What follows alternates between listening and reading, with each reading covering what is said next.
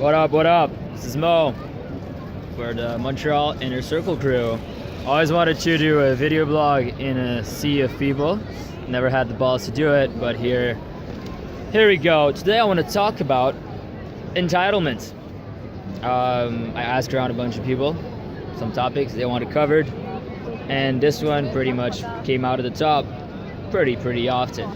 So let's crack into it. The first thing I want to note about entitlement is that we reach a point where everyone I know, is just a big trend in the PUA community, has these ridiculous expectations. They just lost touch with reality. And that's the first thing we're gonna talk about. Putting things into fucking context. First step is to put things back into context. You're comparing yourself, everyone is comparing themselves to the pickup instructors, the RZ crew, the folks that do this as a job professionally, that literally that's all they practice, that's all they've been practicing for the last 10 years of their life. And here you are, probably someone in your 20s, and comparing yourself to them. Let me ask you a question. When you're studying in school, are you comparing yourself to your teacher? And are you mad, bro? Because he knows more shit than you do, and he's teaching you stuff, and you're a little piece of shit student.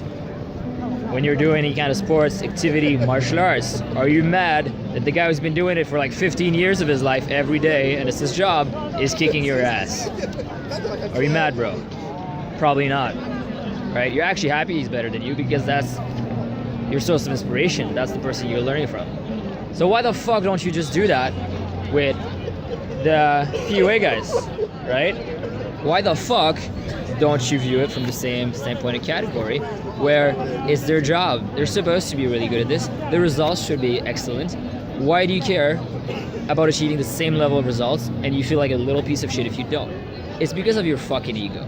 It's because pickup is something that we take at a very deep identity level. We associate with it. When it goes well, we're the shit. When it goes badly, we're a little cunt. We question our whole life and what we're doing out here. Stop having a fucking ego. Yes, you're a student, right? Yes, you're not an expert. And you're probably never gonna be. Because if you're a normal, balanced person, it's just not a lifestyle you wanna have, right? But what up with being a student? Imagine you're a martial artist. You've been doing martial arts for about 2 years. When you talk to people, do you consider yourself a martial artist? Do you think you could kick the ass of somebody that has never done it? Like the new guy that would just walk in the gym, could you kick their ass? When you're in school, if you study a specific type of science, do you know more than the average person about that specific type of science? Well, fuck yes, you might be a student. It might just be your hobby. It's not your profession. You're not the expert yet. It doesn't mean that you're not fucking owning up already compared to the masses, right? Same thing for PUA. Go out with someone who doesn't do cold approach and try to see what they do. Try to analyze their behavior a little bit and put that into fucking context to make yourself feel a little bit better about you. So what I'd want you to do, or recommend you try out, is to take the time to look around you. Next time you're out in a venue, take a brief movement. Just look at the quality and the level of your so-called competitors. And what are you gonna see?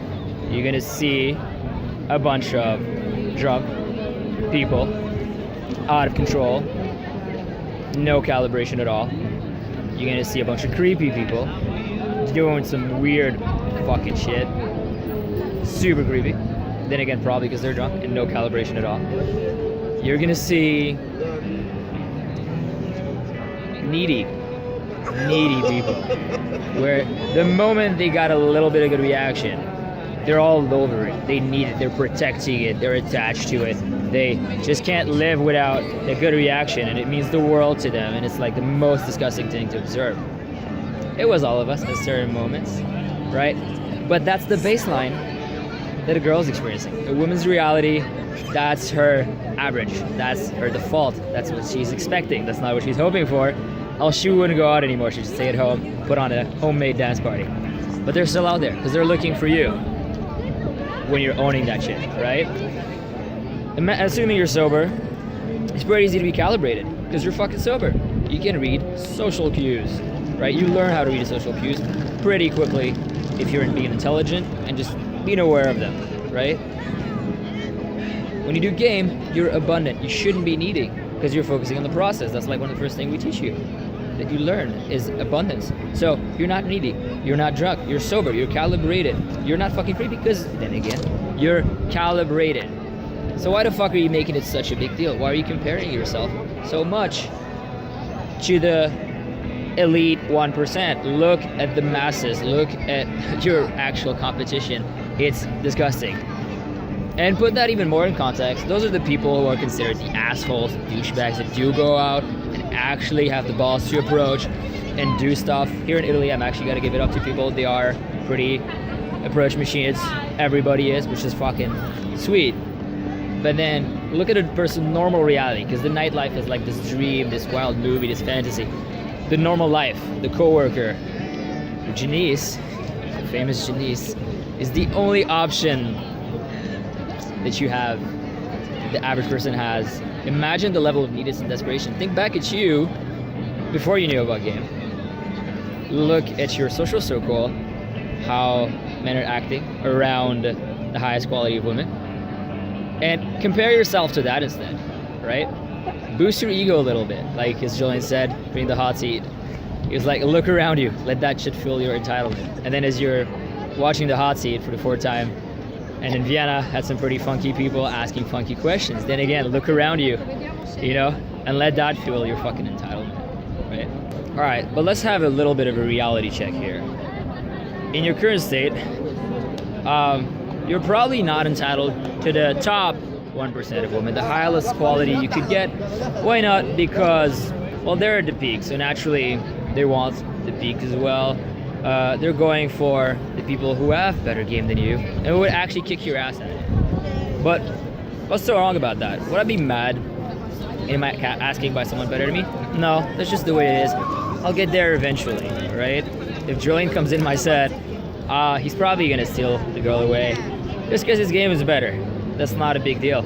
But look around at the fucking average, right? The average is pretty good. The average would make you immensely satisfied with the majority of you guys. And there's nothing wrong with that, right? You're still entitled to the fucking average. As long as I said, you look around you and you're a fucking sober person that's putting yourself out there, you're calibrated, and you're just going for it. As long as you're real, you're bringing some value, you're entitled to the fucking average. When I'm out, I'm not thinking, like, at this point, pretty much know that if I follow the process, I take some action, at the end of the night, I will have built some leads, met some cool people, made some good connections and all that. It's not a question anymore. It's not like, oh, maybe will I get, you know, if I'm fortunate enough. No, that's just how it goes now, right? And from there, you use that to fuel your abundance. You want to go on an upward spiral, you know? Women are attracted to character traits that basically come from being abundant with women. So be entitled. Step one, to the average, the regular people, regular cute girl.